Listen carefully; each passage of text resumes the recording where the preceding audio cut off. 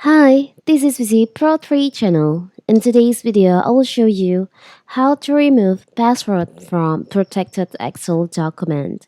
Before I get started, forget to subscribe and turn on the notification to keep you updated about this channel. So, let's go. Learn to how to remove the password from a protected Excel worksheet, as well as how to correct the password for an encrypted Excel file. On my previous video, I've shown you how to protect your Excel document with a password. But now, what if you want to unlock, you want to unprotect the file, and you want to remove the password? It's very simple. So first of all, because we have to open our Excel document in here. Wait, I think the file is just disappeared. Okay, this one. As you can see in here, it's required password to open the file. So we can enter the password first. Click on OK.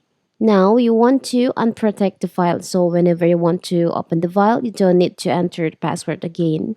You can go to File, click on File in here, and now you can go to Info. As you can see here, your workbook is protect. You can just click in here, click on Encrypted Password. You can just delete the password, and you can just click on OK. So it's unprotected now. Let's go back and try to reopen the file. So here you go. As you can see in here, we don't need to enter a password again to open this file. It's very simple, right? So that is how to remove password from protected Excel document.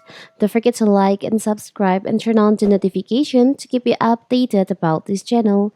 Thank you and see you.